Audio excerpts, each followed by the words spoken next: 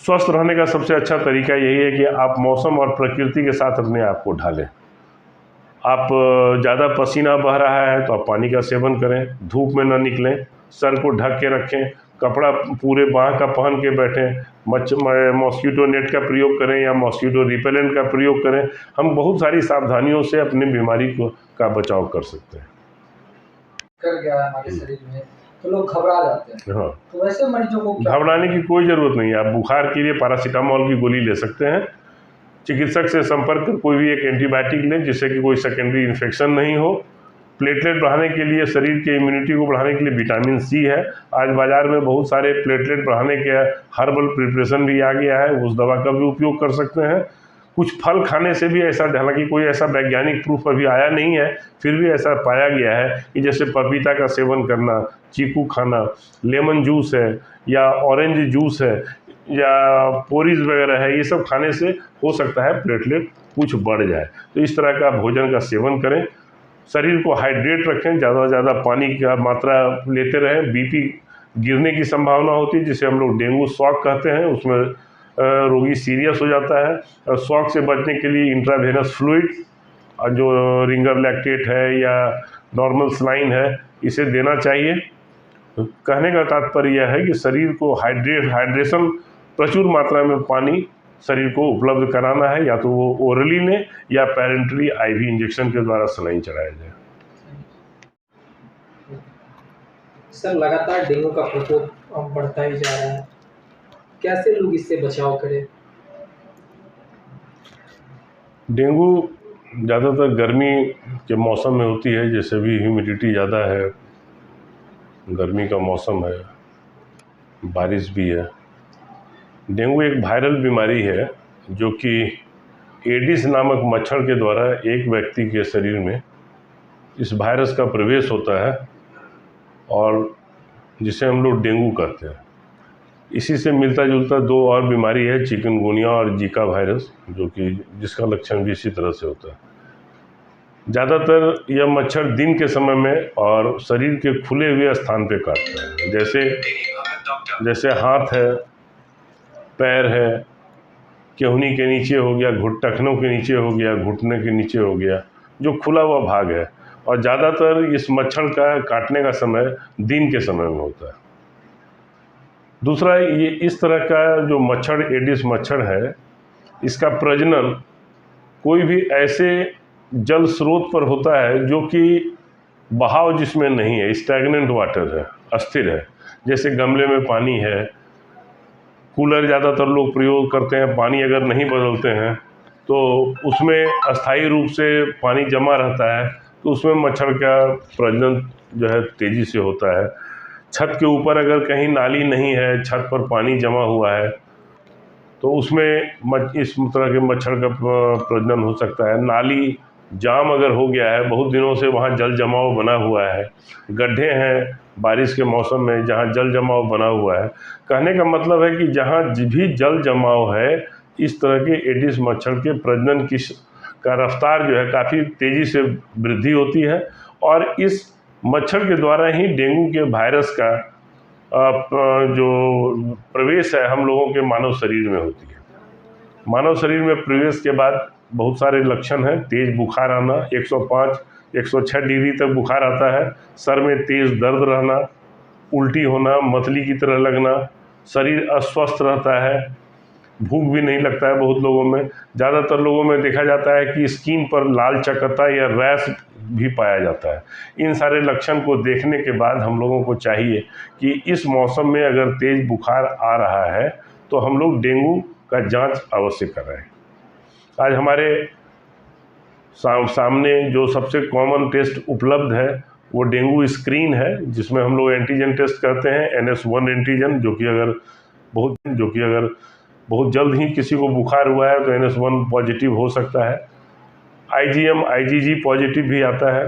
तो कोई भी एंटीजन टेस्ट अगर पॉजिटिव आ रहा है तो हम लोग उसे डेंगू का लक्षण मानते हैं। अगर तेज़ बुखार के साथ माथे में दर्द है, उल्टी हो रही है, लोग परेशान हो रहे हैं, तो डेंगू का जांच अवश्य भी कराएं। डेंगू का प्रसार बहुत सारे कंट्री में, जो ट्रॉपिकल कंट्री है जहां गर्मी के मौसम का तीव्र प्रभाव रहता है, वहां डेंगू है। ज़्यादातर 40% पॉपुलेशन में डेंगू का प्रचार प्रसार देखा गया। हमारे भारत में भी पिछले कुछ समय से काफ़ी सारे मरीज डेंगू से त्रस्त होते हैं। यह जानलेवा भी हो जाता है। इसमें हम लोग रक्त कोशिकाओं का गणना करते हैं, सीबीसी का जांच करवाते हैं, जिसमें प्लेटलेट की संख्या बहुत तीव्र गति से कमती है। प्लेटलेट कमने से बहुत सारा जो रक्तस्राव का लक्षण है वो होने का संभावना प्रबल हो जाता है। अगर 10,000 से नीचे, बहुत सारे लोग परेशान होते हैं प्लेटलेट से कि सामान्य जो लेवल, नॉर्मल लेवल है, उससे अगर नीचे आ रहा है तो लोग परेशान हो जाते हैं। परेशानी की कोई बात नहीं है। आप दर्द निवारक गोली न लें, बिना डॉक्टर के सलाह का कोई भी दवा का उपयोग न करें। अगर आप एस्प्रिन या कोई भी तरह के दर्द का दवा लेंगे तो प्लेटलेट की संख्या में जो इसकी डिक्रीजिंग ऑर्डर में रिड्यूस नंबर आने की संभावना बनी रहती है। इसलिए किसी भी निकटवर्ती चिकित्सक से परामर्श स्थापित करने के बाद ही डेंगू का इलाज करें। दूसरा कि अगर 10,000 से नीचे प्लेटलेट जा रहा है या थोड़ा सा ऊपर भी 10,000 से 50,000 से नीचे है, और अगर उनकी तबीयत, रोगी के तबीयत में बहुत तरह की बेचैनी हो रही है, उसे अच्छा महसूस नहीं हो रहा है, ऐसा कुछ भी लग रहा है कि यह स्वस्थ प्रतीत नहीं हो रहा है, तो उसे निकटवर्ती अस्पताल में भर्ती करें, जहां ब्लड ट्रांसफ्यूजन या प्लेटलेट ट्रांसफ्यूजन किया जाता है। उसे तुरंत करवा लें, नहीं तो हो सकता है कि यह विलम्ब जो है जानलेवा न साबित हो जाए। लोगों को जब पता चल जाता है कि वायरस इंजेक्ट कर गया है हमारे शरीर में, तो लोग घबरा जाते हैं। हाँ, तो वैसे मरीजों को घबराने की कोई ज़रूरत नहीं है। आप बुखार के लिए पैरासीटामोल की गोली ले सकते हैं। तो ये ऐसा है कि डेंगू एक प्रकार का जो वायरस है, ये एडिस इजिप्टियाई मॉस्किटो की वजह से होता है। ये मच्छर डे टाइम बाइट करता है, यानी दिन में ये बाइट करता है। नॉर्मली मच्छरों की आदत होती है रात में बाइट करने, शाम के बाद, लेकिन ये मच्छर डे टाइम में बाइट करता है, इसलिए इसको टाइगर मॉस्किटोज भी बोलते हैं। और ये घर के आसपास जो है छोटे छोटे जल के पॉट्स हैं, बर्तन हैं, या इस कूलर के अंदर का पानी है, इस सब में ये अंडे देते हैं। और ये चारों तरफ घर के अंदर ही रहते हैं और बहुत ही छोटे होते हैं आकार में, इसलिए अगर मच्छरदानी का छेद बड़ा होती है उसमें से आसानी से प्रवेश कर जाते हैं। तो इनके काटने के बाद जो डेंगू का प्रॉब्लम है उसमें दिक्कतें हैं कि पूरे शरीर में भयंकर दर्द होता है, तेज दर्द है, तेज बुखार होता है, और 1 से 2 दिनों के अंदर मरीज बिल्कुल ही बेड रिडन हो जाता है।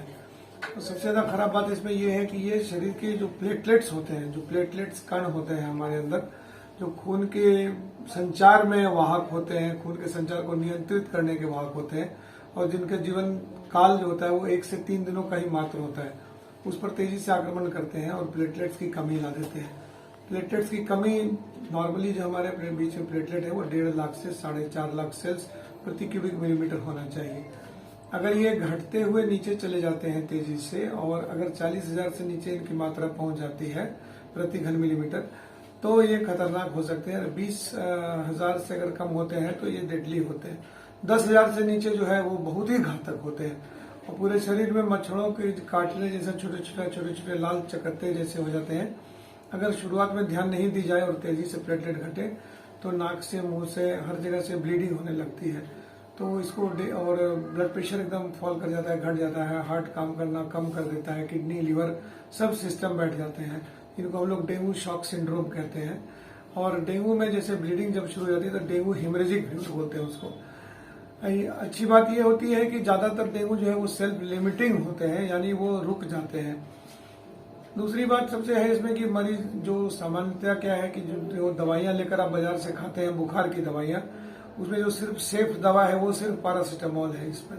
लेकिन लोगों का देह में दर्द होता है, इसलिए वो पैरासीटामोल के साथ कभी निमेसुलाइड या आइबुप्रोफेन ग्रुप की दवा जोड़ लेते हैं अपनी मर्जी से। और इन दवाओं का ओटीसी यानी ओवर द काउंटर सेल बोलते हैं, यानी ये दवा के लिए कोई प्रिस्क्रिप्शन की जरूरत नहीं होती, आप फ्रीली जाते हैं और दवा दुकान से दवा उठा के ले लेते हैं। कि ऐसी दवाइयां जिनमें आइबुप्रोफेन मिला हुआ हो, निमेसुलाइड मिला हो, ये अत्यंत ही घातक होती है इसके लिए। इसलिए जनता से हमेशा मतलब अनुरोध रहता है कि कि अपने आप अपने डेंगू को लेकर अस्पताल पूरी तरह तैयार है और संजोग की बात है कि भागलपुर में अभी डेंगू की गति उतनी तेज़ नहीं है और जो डेंगू मरीज आ भी रहे हैं वो सीरियस नहीं है, वो सब माइल्ड हैं और टेस्ट में पॉजिटिव होने के बाद जो है उनको या इवन पॉजिटिव ना भी हो, अगर उनमें डेंगू के सारे लक्षण मौजूद हैं तो उन सभी को हम लोग भर्ती करते हैं और ये डेंगू वार्ड में 30 मरीजों की व्यवस्था है हमारे पास अभी वर्तमान में, जबकि मरीज जो है हमारे पास अभी 17 मरीज भर्ती हैं। कल 16 थे, माने 1 मरीज बढ़े हैं। उसका रीज़न ये है कि 3 मरीज नए आए हैं और 2 मरीज की छुट्टी हुई है। तो इस तरह से सर जिस प्रकार से सूबे में अभी डेंगू का प्रकोप है, हालांकि भागलपुर में इस तरह की स्थिति नहीं है और आपके द्वारा भी जो है मॉनिटरिंग की जा रही है। सर दवाइयों को लेकर के स्टॉक में किस तरह से? डेंगू में कोई विशेष दवा की ज़रूरत नहीं होती है, जो आमतौर पर दवाएं चलती हैं वही सारी डेंगू में उपयोग में की जाती है। डेंगू एक वायरल इलनेस है जो कि मच्छर की में पलता है, एडिस एजिप्टियाई में। अब वो मच्छर जो है जो डेंगू के मरीज़ हैं जिसमें कि डेंगू के वायरस घूम रहे हैं ब्लड में, उनका रक्त चूस के अगर नॉर्मल मरीज को चूसेगा ब्लड तो उसमें वो फैलता है। तो चूँकि यहाँ का जो वैरायटी है, जीनेटिक मेकअप है वायरस का, वो अभी माइल्ड है, इसलिए यहाँ पर कोई सीरियस नहीं है। देखा जाता है कभी कभी सीरियस वैरायटी का जो जेनेटिक वायरस है वो आ जाता है। अभी जैसे कि बाहर से आने वाले लोग अगर कहीं दूसरी जगह फैला होगा उस जेनेटिक मेकअप का वायरस, तो अगर आएगा तो वो सीरियस हो सकता है। तो हम लोग उसकी तरफ लिए पूरी तरह तैयार हैं।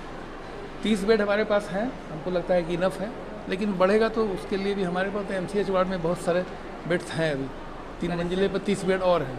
बचाव के लिए कोई मैसेज देना चाहिए? बचाव के लिए यही है कि हर एक लोग, चूँकि ये डेंगू का मरीज जो है दिन में ही कटता है, रात में नहीं कटता है, और ये गंदे पानी में नहीं रहता है, वो साफ़ पानी में रहता है। साफ़ पानी यानी जो अब कहीं किसी टूटे फूटे बर्तन में, कहीं कुछ कंटेनर में बारिश के बाद पानी लॉगिंग हो गया, या कहीं ऐसे भी साफ फर्श पर अगर पानी जमा है तो वैसे जगह पर वो डेंगू का वायरस जो मच्छर है वो पलता है। वायरस तो बाहर नहीं पलेगा, वायरस तो मनुष्य के शरीर में रहेगा और वहीं से उसका दी एंड होता है।